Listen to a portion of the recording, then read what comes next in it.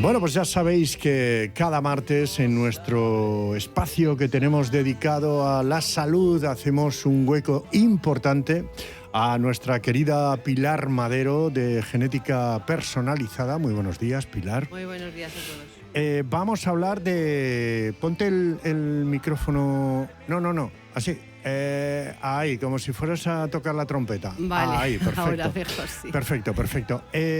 Pilar, hoy vamos a hablar de algo que verdaderamente cuando lo estábamos hablando para desarrollar este tema en nuestro programa me parece de un interés importante. ¿Por qué? Porque vamos a hablar de los trastornos cognitivos y conductuales en la infancia, principalmente en la infancia, que es lo que preocupa, entiendo, a muchos padres y a muchas madres en estos momentos, esos trastornos cognitivos. Vamos a comenzar explicando a la gente qué son los trastornos cognitivos en los niños, claro. Bueno, pues básicamente y de forma muy genérica, porque hay muchos tipos de trastornos cognitivos, son aquellos que demuestra un niño a una cierta edad, a pesar de que durante su periodo de bebé los padres no hayan notado nada, porque ellos se adaptan bien. A partir de los 2 años empiezan a notar una cierta diferencia, vamos a decirlo así, con respecto a otros niños. Y eso les preocupa, lógicamente, porque ven que algo pasa en su hijo, pero no lo saben, no lo pueden definir. ¿No? Evidentemente se lo dicen al pediatra, el pediatra puede decirles, bueno, es que es muy pequeño, posiblemente son conductas aprendidas en la casa, etcétera, etcétera.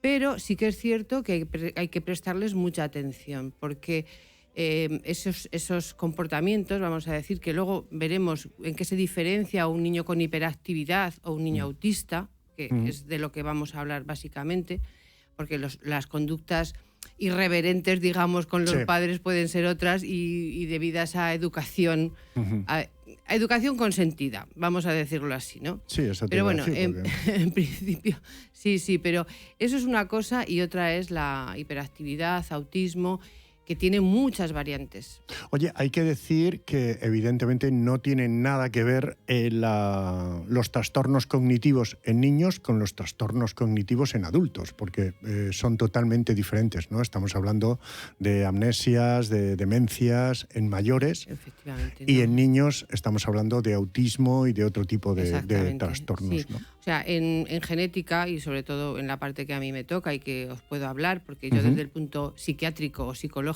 pues perdonadme, pero sé lo justo.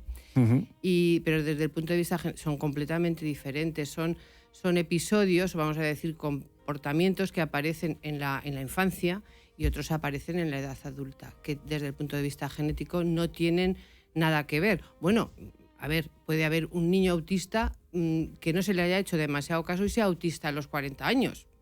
Quiero decir que eso también existe y de hecho los autistas en este caso no tienen una vida media baja, tienen una vida media normal. Puede haber personas con edad adulta autistas, claro. Hombre, ahora con el desarrollo de la medicina y con la calidad de vida, evidentemente todas las personas que con cualquier trastorno la calidad de vida y la probabilidad de vivir es mucho mayor. Por ejemplo, un niño antes con síndrome de Down, pues tenía una vida más corta que ahora, que puede tener una vida normal y longeva incluso. Pues como el resto de la población. Por eso te digo, pero antes no pasaba así. No, claro, porque los problemas derivados de un síndrome cardíacos, yo qué sé, de cualquier otro tipo, hay una medicina, digamos, si no curativa, si paliativa. Entonces, por eso, pero bueno, en ese caso estamos hablando de que la longevidad en la población humana se ha prolongado por el efecto de la medicina, claro. Oye, Pilar, ¿y qué síntomas en niños hay que tener en cuenta o en qué nos tenemos que fijar para estar alerta, vamos? Sí, yo me voy a referir sobre todo a los dos conceptos, quiero decir, hiperactividad y autismo, porque son, digamos, los que engloban más tipología. Independientemente de que ninguno ningún niño hiperactivo y ningún niño autista son iguales entre sí. Es decir, hay diferencias entre ellos porque la propia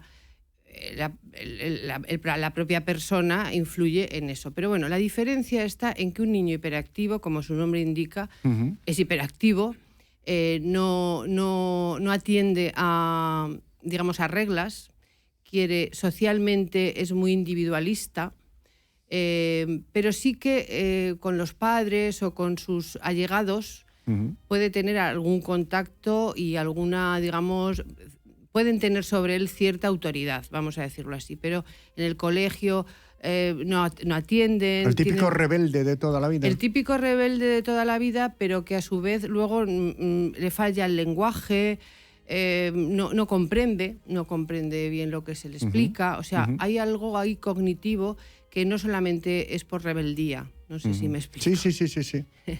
Aunque también influye. Sí, por supuesto. O sea, a todo esto tenemos que decir, y lo he dicho antes, que las conductas de los niños pueden también ser debidas a efecto de una educación que no es demasiado estricta, vamos a decirlo así. Pero bueno, vamos a entender que es un problema psicológico, incluso psiquiátrico, porque se les pone tratamiento. Hablamos de la hiperactividad. La hiperactividad casi siempre los padres lo ven, los profesores lo ven, pero siempre se achaca a que el niño, pues bueno, es así. Rebelde, se mueve mucho, rebelde, ¿no? Y se mueve mucho. Lo que se ha dicho siempre parece que tienes gemelos, ¿no? Duermen poco, están presentes en todos los lados. Y el autista, sin embargo, es un niño introspectivo, no tiene relación social.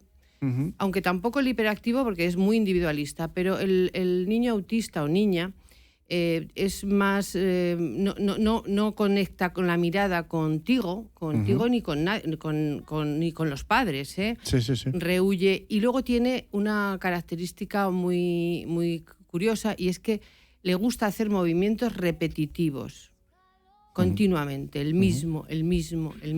Eso es un síntoma de autismo. El que no te mire a los ojos, el que rehuya cualquier contacto social y que tenga que tenga acciones repetitivas, vamos a decirlo así. Lo que, por las películas, yo no sé si esto es cierto o no, lo que sí en las películas siempre sale que estas personas afectadas de autismo suelen desarrollar otras habilidades o otras cerebrales, ¿no?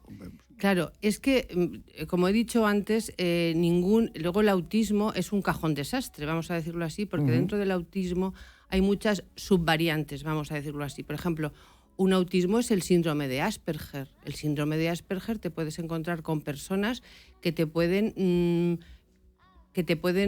decir la lista telefónica. O sea, saben perfecta, porque tienen una memoria prodigiosa, fotográfica, pero les gusta eso. No sé si me explico.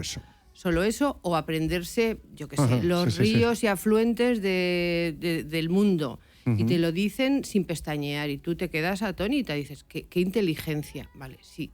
Tienen una inteligencia, no tienen retraso mental en general. En general, hay retrasos mentales también en el autismo, que luego comentaré brevemente.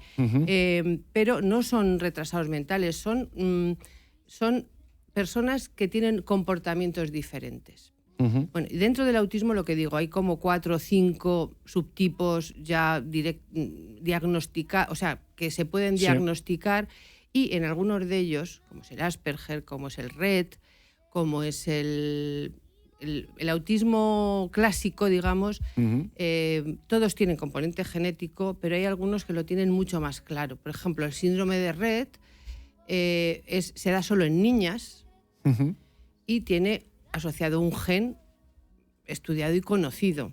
Pero otros autismos no tienen un componente genético tan conocido. Lo tienen seguro, pero no tan conocido. Por ende, o por eso quiero decir que cuando una persona o cuando unos padres detectan un autismo en casa, un niño con autismo, por cierto, se da más en niños que en niñas, tienen curioso. un 4-1, o sea, 3 veces. O sea, cada niña, 4 niños, ¿no? Sí, tienen sí. Y esto es genético, claro. Sí, entiendo. salvo el síndrome de Rett, que se da solo en niñas. O sea, esto es bueno, tiene su razón, su razón genética, pero bueno, eso entraremos en otro momento, si queréis, con genes, mutaciones, que esto da para mucho. Bueno, me estoy enrollando. Si quieres me preguntas otra cosa. Que a mí me parece súper interesante, pero hablabas antes del tema del retraso mental en el autismo, que también había que diferenciarlo entre autismo, retraso mental, aunque a veces sí que había. Es que el autismo puede ser, como hemos dicho, autismo solo, que solo me refiero a que ese niño o niña no tiene ninguna otra, digamos, alteración patológica. Pero hay niños que el autismo puede ser un síntoma de una enfermedad genética. Ya. Quiero decir, hay que ver que el niño autista tenga una apariencia normal. Cuando digo esto, quiero decir verle la cara físicamente. Es decir, si nosotros tenemos un hijo con una dismorfia se refiere a todo lo que no es normal. Sí. Por ejemplo, en la cara, ¿no? Pues las orejas bajas, los ojos, no digo más rasgados tipo Down, sino al revés, como hacia abajo, pues no sé, o muy juntos. Esto tiene palabras técnicas, pero no las voy a decir porque... No, pero así lo entendemos claramente. Pues una cabeza más grande o más pequeña de lo que le corresponde por su estatura. Esos son dismorfias. Dismorfias faciales, incluso puede ser unos brazos más cortos con respecto al cuerpo o más largos, unos pies de una manera determinada. Esos son dismorfias que se pueden ver, los padres la ven. Eso, cuando está unido a autismo, puede ser un síndrome. Un síndrome genético en el que el autismo forma parte es un síntoma, aparte de lo demás. Eso sí que hay que verlo y analizarlo, por supuesto, genéticamente. ¿Y puede surgir un niño o una niña, en menor medida, autista, de un padre y una madre genéticamente normales? ¿O? Sí, por supuesto. De hecho, es la mayoría. Estamos hablando de que el autismo ahora mismo está establecido en el 1% de los niños, O sea, es que muchísimo. No es poco, claro. Es muchísimo.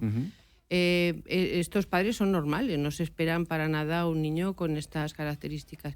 Y es por lo que hablamos, porque muchas veces el autismo está, aunque tenga base genética, no es una base genética monogénica, perdonadme la palabra, de un gen que pasa algo con ese gen, sino que es un conjunto de genes que sí que vienen de los padres, pero que unidos, a los padres por separado no les afecta para nada, pero unidos puede producir un niño con esta patología. Choque, ¿no? Evidentemente, y yo desde aquí aconsejo de verdad que cualquier familia que esté en este asunto y que tenga este problema, por supuesto lo consulte con su pediatra, con el especialista, con el neurólogo, con el especialista al que vayan. Pero les aconsejo que hagan un análisis genético. ¿Por qué? Pues para descartar o para validar. O para confirmar. O para confirmar, porque el tratamiento es diferente. O sea, bueno, la terapia es diferente porque la causa es diferente.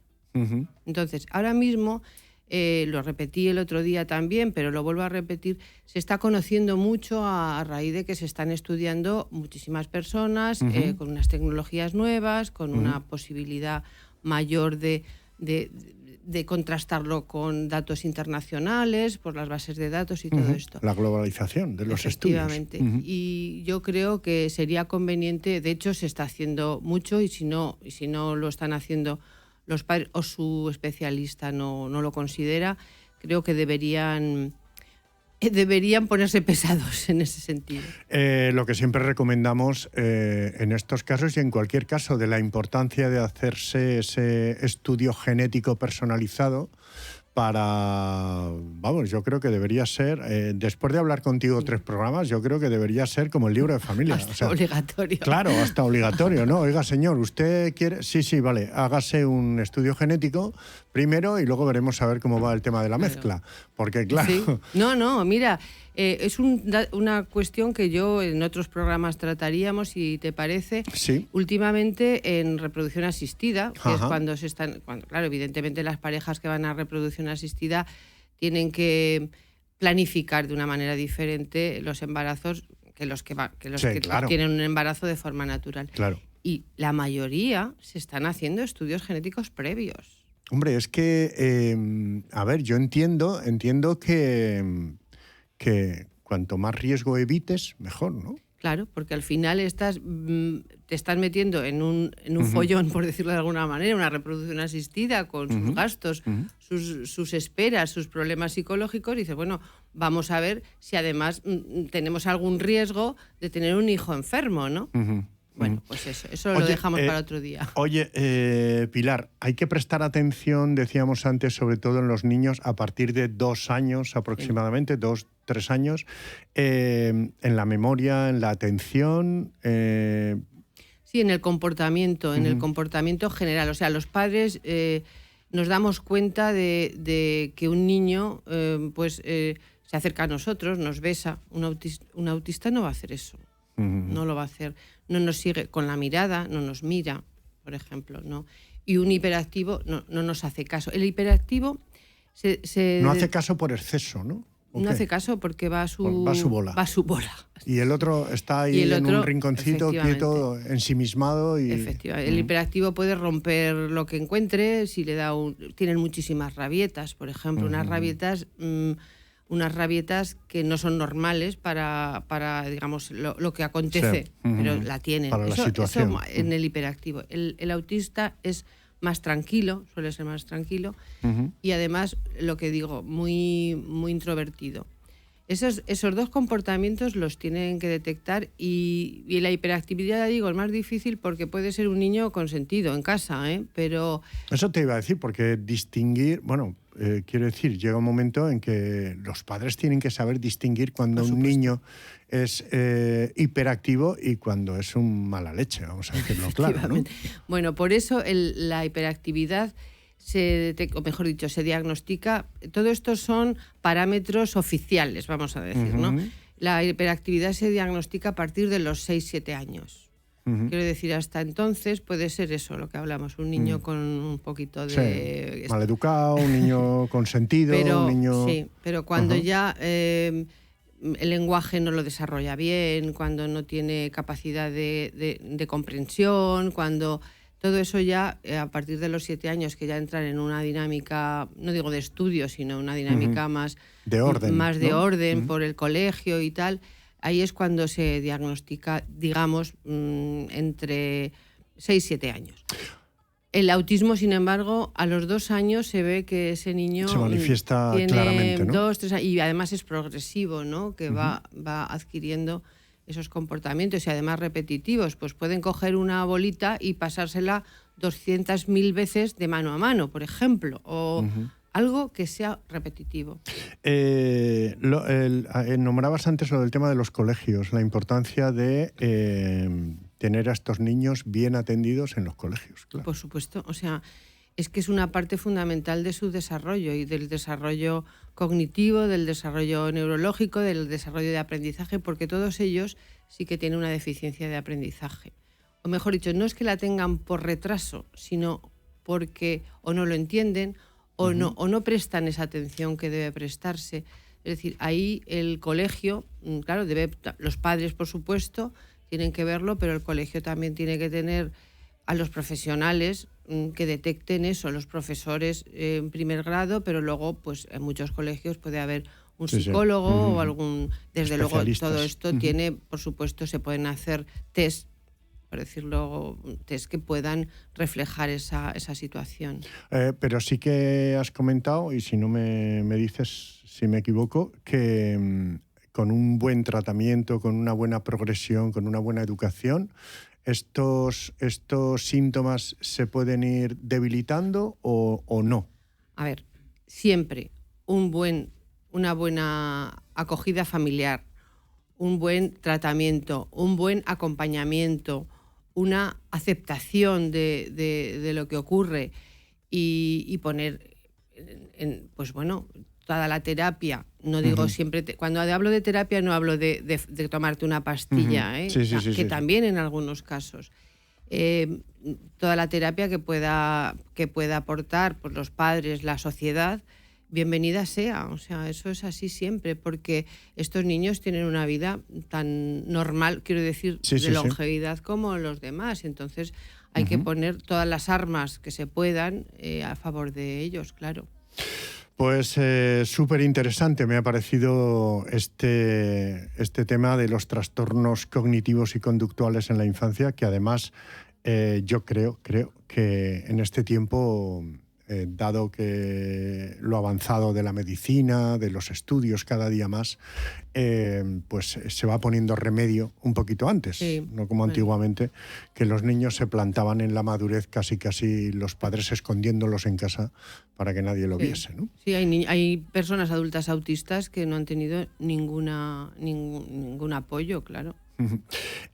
Bueno, lo importante, como dice Pilar Madero, hacerse un estudio genético personalizado y ella misma se lo puede hacer. Se van ustedes al andador Luis Puntes número 2 y allí en genética personalizada, pues además lo que dice ella, ahora todo este tipo de estudios no son como antes, que eran carísimos y costosísimos de tiempo y tal, y ahora no, ahora llegas allí, pim, pam, pum, y por 2 euritos, por 2 pesetas, bueno, 2 no, quiero decir, entiéndeme, quiero decir que se lo puede hacer cualquiera, que pueda acceder cualquiera.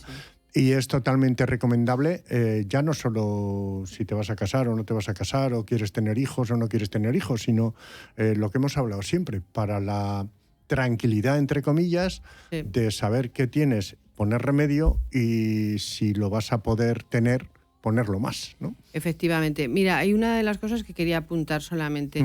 El diagnóstico prenatal, que está tan de moda, el diagnóstico en sangre materna, no invasivo, es decir, todas las mujeres embarazadas pues se hacen un diagnóstico. Esos diagnósticos no sirven para esto. No sirven, o sea, no te están contando nada de lo que yo estoy hablando.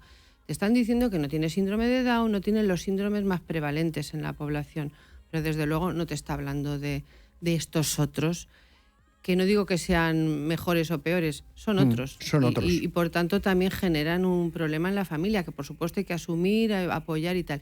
Y otra cosa muy importante, cuando una pareja tiene un hijo con estas características, hacer un estudio genético familiar personalizado interesa sobre todo también por los futuros descendientes, porque si se encuentra algo se les puede hablar de la probabilidad de tener otro descendiente con las mismas características. Y esto ya da un poco más miedo, ¿no? Pues sí.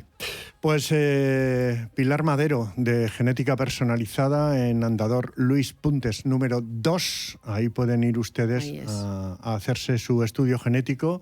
Les atenderá Pilar y todo su personal maravillosamente bien. Una cosa, cuenta. Solamente Dime. Un apunte. No hace falta que vayan allí para hacerse un estudio genético. Yo tengo... No. Quiero decir que previo tengo una consulta de asesoramiento genético. O sea, todos los casos no son iguales. En nuestro centro se llama Genética Personalizada precisamente por eso, porque como todos los casos no son iguales, hay que analizar el caso de esa familia y luego ellos deciden si se quieren hacer el análisis genético o lo piden a la sanidad pública, pero que conozcan cuál es su camino, su mejor camino. Pues muy bien, querida Pilar, te espero el martes que viene por aquí. ¿No? El martes que viene estoy de viaje, ya pues lo siento. No te preocupes, lo dejaremos para el siguiente. Eso es. Para el siguiente. Gracias y hasta el próximo, hasta el siguiente. Hasta febrero. Hasta febrero. Chao. Bueno, chao a todos. Gracias. Sí.